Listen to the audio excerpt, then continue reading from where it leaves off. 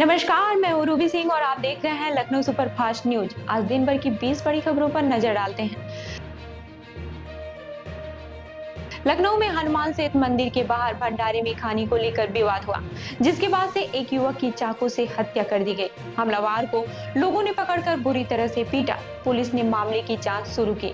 लखनऊ के बिजनौर इलाके में एक तेज रफ्तार कार ने बाइक सवारों को टक्कर मार दी। हादसे में एक व्यक्ति की मौके पर ही मौत हो गई, जबकि 2 लोग गंभीर रूप से घायल हो गए।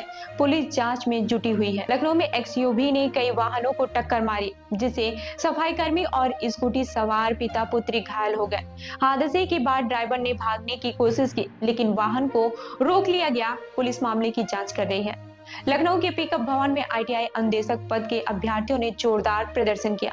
प्रदर्शनकारी बोले कि बार-बार तारीख दी जा रही है, लेकिन रिजल्ट और नियुक्ति को लेकर कोई ठोस कदम नहीं उठाया जा रहा है। लखनऊ के कई इलाकों में बिजली संकट गहराया है।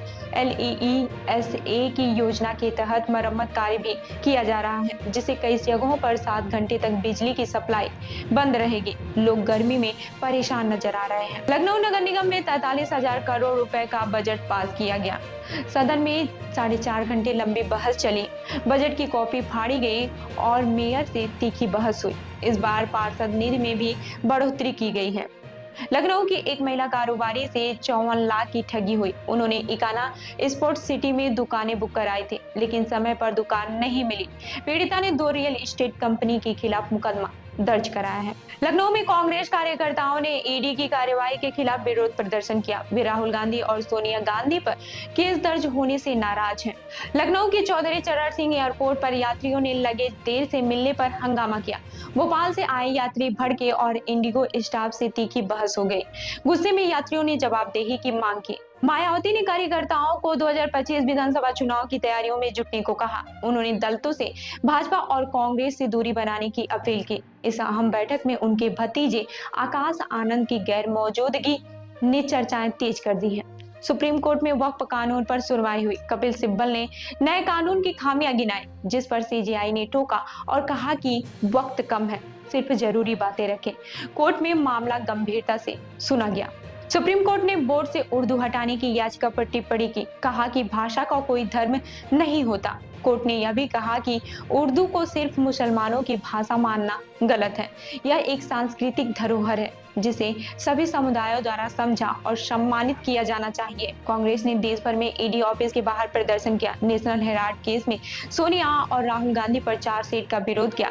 कांग्रेस ने आरोप लगाया कि मोदी और अमित शाह धमकाकर विपक्ष को दबाने की कोशिश कर रहे हैं। देश में बाड़मेर सबसे गर्म रहा, जबकि श्रीनगर में 80 साल का गर्मी का रिकॉर्ड टूटा है। 25 राज्यों में आंधी बारिश हुई और बिहार झारखंड में मौसम विभाग ने येलो अलर्ट जारी किया है। इन राज्यों में तेज बारिश की संभावना जताई गई। केंद्रीय गृह मंत्री अमित शाह के भतीजे का नाम लेकर ठगी करने वाले आरोपी की जमानत याचिका खारिज कर दी गई। आरोपी ने 90 करोड़ रुपए का टेंडर दिलवाने का झांसा देकर 4 करोड़ रुपए ठगे थे और 2021 से न्यायिक हिरासत में है। अरबाज खान की दूसरी पत्नी सूरा खान प्रेग्नेंट होने की खबरों को लेकर सुर्खियों में है।